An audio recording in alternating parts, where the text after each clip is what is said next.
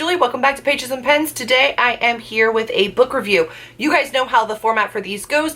The beginning part of this will be completely non-spoilery. The second part of it will be chock full of spoilers, so don't watch that part if you have not read these books. The books that I'm going to be talking to you about today is the All for the Game trilogy by Nora Sakavic, and it is the Foxhole Court, the Raven King, and the King's Men. If you're anything like me, you have seen these on the booktube. You've seen this cover, paw print and orange cover. Like, it's hard not to remember this cover, right? You heard a lot about them and you were like, hey, I should check those out. This is an indie author, so it's not traditionally published, so you're not going to find it in traditional stores. These books follow Neil. Neil is a troubled teen. He's kind of on the run, like his parents aren't kind of around. You understand that from the very beginning. He's kind of a lone wolf, and he has found himself at a high school playing Ebates. The only thing made up about this world and these books is the sport, which I saw as I was like doing research or reading reviews was only because she knew what she wanted to center around a team. She didn't have enough knowledge to write about a sport on her own, so she created one. That way she didn't have to worry about getting something wrong, which has to be infinitely harder than just learning the rules of a game, but I digress. So this follows Ebates, which is like a crossbreed of like indoor lacrosse and hockey. Neil, he is propositioned by a college coach and some of his teammates to come and play at their college. They're going to invite him. He's going to go live there. He'll be a part of this team. The only problem is one of the teammates that comes to recruit him is somebody from Neil's past who he's been running from. He doesn't want to be known by, but he really can't pass up the opportunity for a safe home to be able to play this sport that he loves. They kind of don't give him a choice. He's kind of got to go and play this out. Except going and playing here really puts him at risk from the people that he's been running from. The people that he's been running from are the mob. It's like the Japanese Yakuza. Like, I don't know how they play into this, but apparently the foundation of this sport was founded by this mob family. A lot of the players have been sucked into it, etc. So you've got Neil, who's just kind of been on the run and on his own for a really long time, has trust issues, has a lot of abuse in his past. There's tons of abuse warnings in this book. If you've got trigger warnings for abuse or rape, familial abuse, or just abuse and violence in general, don't read these. And I feel like I don't ever hear people say that, but there is rape in this book. There is a lot of abuse in here, both by parents to children, also abuse and violence from peer to peer. And the team that Neil finds himself on, which is the Foxes, right? So the Foxhole Court is kind of like their team. This team is like the most troubled misfits. The coach kind of seeks out people that don't have anywhere else to go. They all have these dark, deeply troubled, deeply tortured pasts that it just doesn't make sense to me. And then you just follow them as they play this sport. And Neil tries to run from his past, but his past catches up to him. That's basically the synopsis of this entire series. It was explained to me originally too as this college-based, sport-centered book with male romance. I'll tell you right now, if that's what you're reading this for, you are sadly mistaken, because there's not a hint of male romance, or any romance for that matter, until the third book. You gotta put in a lot of work to get to that third book. If you do not have a strong desire to learn the intricacies of a made-up sport and that made-up sports league, don't read this book. If you are squeamish about torture, abuse, rape, and overall violence, don't read this book. If you are really looking for a contemporary that centers around healthy friendships, romance, don't read this book. Don't read it. I am astounded by the ratings on Goodreads for these books. I gave each and every one of these books a 2-star read, and that's generous. Frankly, it's generous. I had severe issues with a couple of things in this book, besides all of the trigger warnings and just ridiculousness. Yes, of course, I can suspend reality for a book series. Sure, okay, I'll give you that.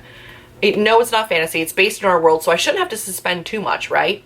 But I'll just go ahead and say, this coach has gathered up all the misfits and he wants to give them a home. Fantastic, great. There are situations that these characters get themselves into where, like, they would be dead.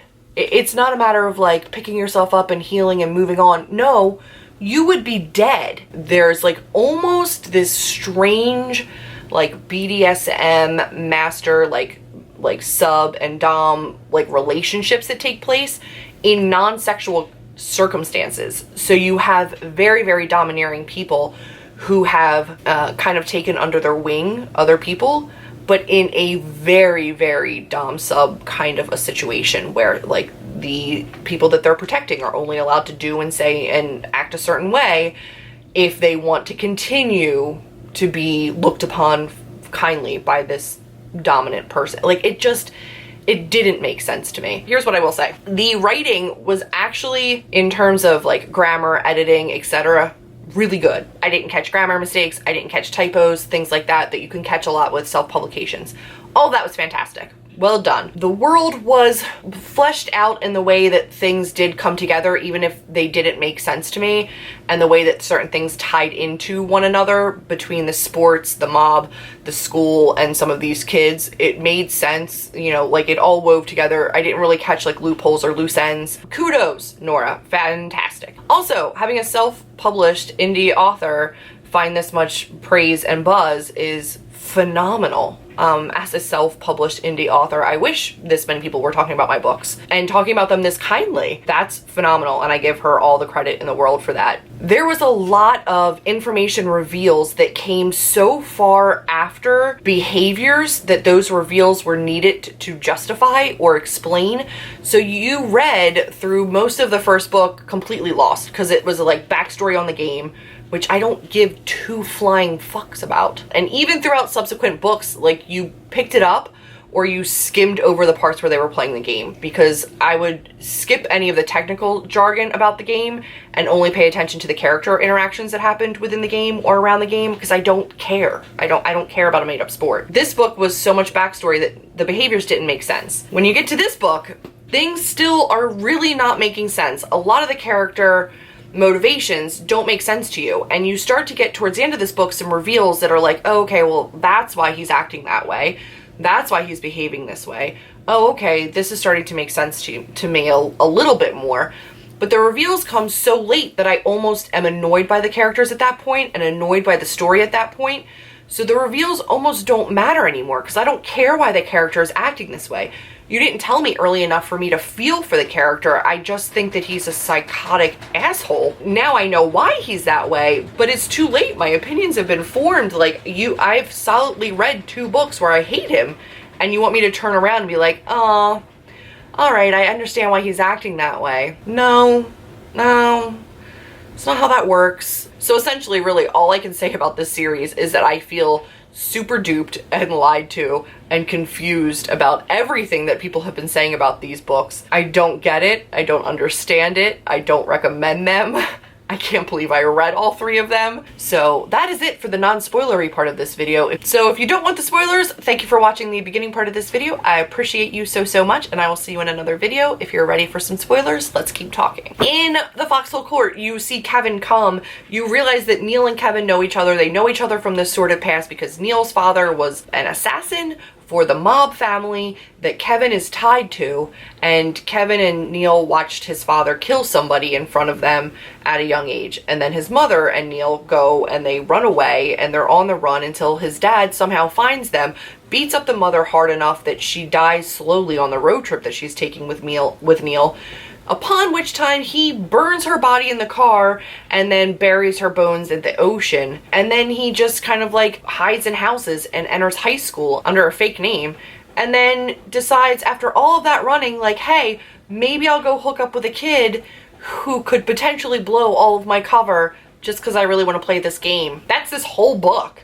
And the description of Exie, which I just could not care less about.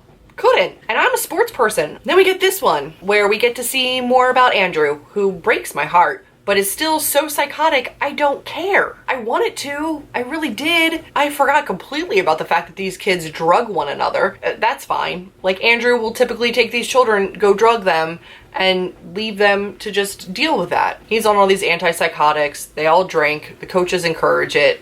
It's all condoned. It's ridiculous. Kidnapping and tattooing people up and just murdering teammates, and that's all fine as well. That's fine. We didn't need Seth anyway. We can murder him. We're fine with this, right? The fact that Kevin went through so much torture, and then Neil subsequently at Rico's hand, Rico, I don't know, at his hands suffers so much torture, and then is like fine, like he's okay. He's scarred up. He's not really happy about it, but he's fine. He'll play again. When his father's people find him, again, return to them, just totally broken. And the guy's like, no, I'm okay. Give me a week or two. It doesn't happen. I do appreciate Neil and Andrew's relationship in this. I appreciate the team coming together as a whole finally. I appreciate little pieces starting to fit together. What I don't appreciate is Andrew's complete psychosis and his ownership of people. Even in the first books, when like Kevin demands Neil's game, you will give your game to me. You gave your game to Kevin, give yourself to me. What? Andrew murdered Aaron's mom. Well, their mom. Andrew murdered her. But we're fine with that. We all know what happened, but we're okay with it. Because you made a promise to him?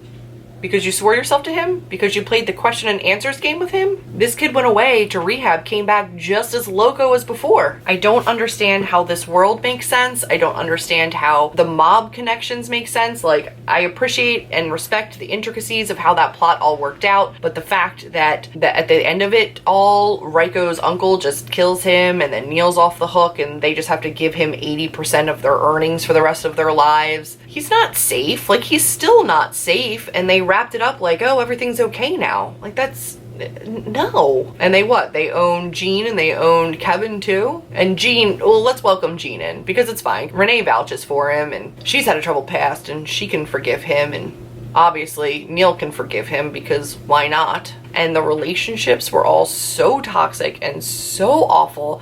The coach's relationship and responsibility towards the kids was so misguided and so wrong. And the physician and Abby, you know, taking care of them is supposed to be in charge of their physical well-being was so deeply troubled. And then Betsy, who's supposed to be taking care of all these kids psychologically, is again so deeply troubled. None of these kids are being helped by any of the adults in their lives. Like, they're not. This would never, ever be allowed to happen, and I'm not okay with the fact that that's the representation of a parental figure and flat-out parent, because Coach is Kevin's dad. That's not how an adult reacts or takes care of kids that they're in charge of. Basically, what I'm getting at is, if you're anything like me and you saw these books all over BookTube and you were interested in them, I think that I feel cheated. I feel duped. I don't get it. I don't understand the hype. And I'm happy if other people could enjoy them and find them fun and fluffy. But like, here's the thing. This is not a fun, fluffy contemporary.